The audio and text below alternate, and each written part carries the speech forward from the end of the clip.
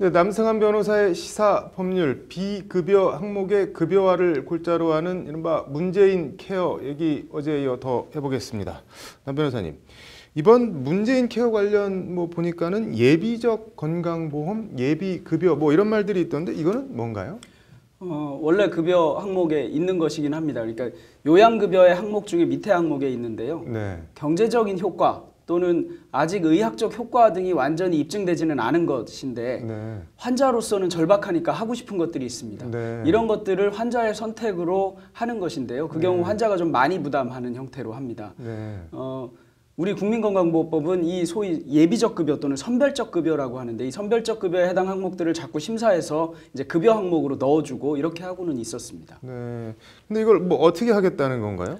그러니까 이런 겁니다. 항암 치료를 하고 있는데 네. 외국에서 새로운 신약이 하나 나왔습니다. 우리나라에서는 아직 임상 실험이나 효과가 입증이 안 돼서 쓸지 말지를 걱정을 하는 것인데 네. 환자가 본인 부담으로 한번 해보겠다 이렇게 하는 것을 이제 환자가 거의 대부분 자기 부담으로 하던 것에서 환자 부담 비율을 30%, 50% 이렇게 네. 하고 급여로 일부 인정해줘서 네. 좀 비싼 약도 쓸 수 있게 해주겠다 이렇게 생각하시면 될 것 같습니다.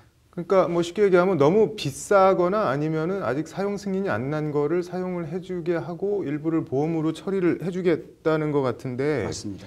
결국 다 돈이랑 연결되는 거 아닌가요? 네, 맞습니다. 그러니까 소위 보장성 강화를 얘기할 때 3대 비급여 이것도 마찬가지고요. 네. 이 특히 소위 선별적 급여의 경우에는 더더구나 돈과 연관될 수밖에 없습니다. 네. 그러니까 재정이 파탄될 소지가 있다 이렇게 얘기할 때 이 선별적 급여도 대표적인 예로 들고 있는 것입니다. 네.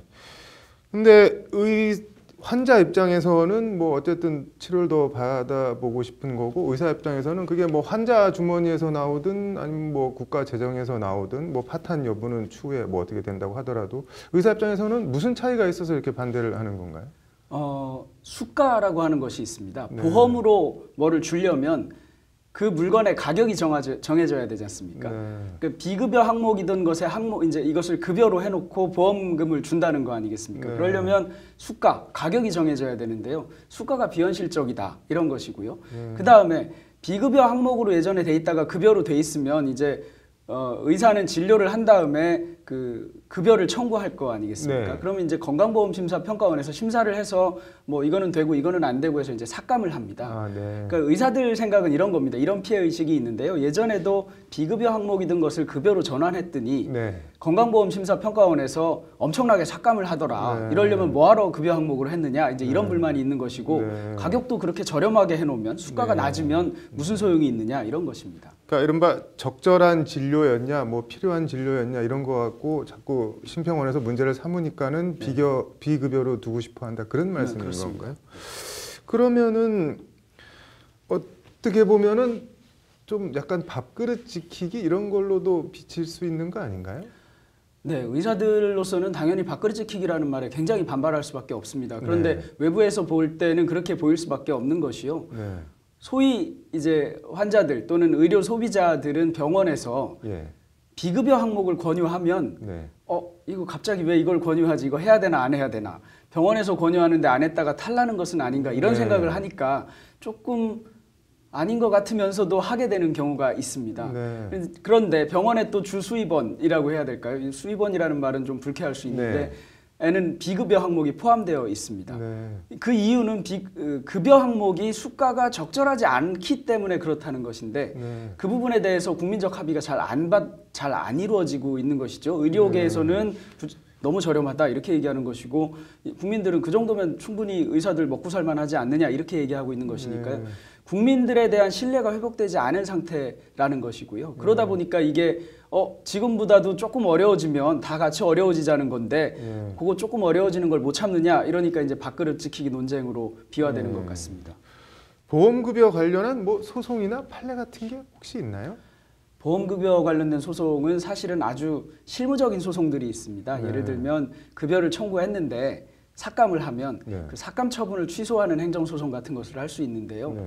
이 삭감이라는 것이 몇만 원, 몇십만 원 이렇게 개별적으로 삭감하기 때문에 그리고 그 삭감 처분을 한 상대방이 이제 건강보험심사평가원, 심평원이라고 하는 곳이고 그것이 소위 급여를 주고 말고를 결정하는 권한을 가지기 때문에 행정소송을 하기가 쉽지는 않습니다.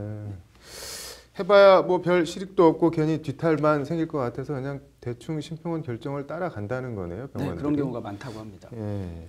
이번 문재인 케어 논란 뭐 어떤 식으로 정리되는 게 좀 가장 그나마 바람직할까요? 흔히 얘기하는 것이 이제 적정 급여입니다. 네. 저렴한 급여가 아니라 적정 급여를 해달라. 의사들은 이렇게 얘기를 하고 있는 것이거든요. 네. 사실 논리적으로만 생각하면 의사들로서도 비급여 항목으로 돼 있는 것을 의료 소비자에게 권고할 때 그게 환자가 나를 이상한 사람으로 네. 보지 않을까 하는 뭐 양심의 가책을 장사꾼으로. 그런 네. 느낌이 비치거든요. 근데 원래 전문가들은 소위 장사꾼으로 비치는 것이 굉장히 싫습니다. 네. 그런 걸 감안한다면 급여가 적절하다면 보험이 확대되는 것을 의료계가 반대할 이유는 원래는 없는 겁니다. 네. 그러니까 어떻게 보면 신뢰가 회복되고 시스템이 회복돼서 그 시스템에 대한 신뢰가 회복된다는 전제하에 급여 항목은 늘어나는 것이 맞다고 봅니다. 그렇게 네. 하되 다만 급여 항목을 늘리면 재정은 계속 부족할 것이고 그럼 재정 확보 방안을 마찬가지로 적정하게 설계해 가면서 해야 되는데요. 그간 또 의료계에서는 마찬가지로 이런 얘기를 합니다. 재정 확보 방안이 마련이 안 되니까 급여를 삭감해 가면서 하고 있는 것이 아니었느냐 이런 얘기가 나오고 있는 것입니다. 서로 신뢰의 문제인 것 같습니다. 아무튼 뭐 아픈데 적절한 필요한 치료를 못 받는 경우는 뭐 어떤 식으로는 좀 해소가 됐으면 좋겠네요. 말씀 잘 들었습니다.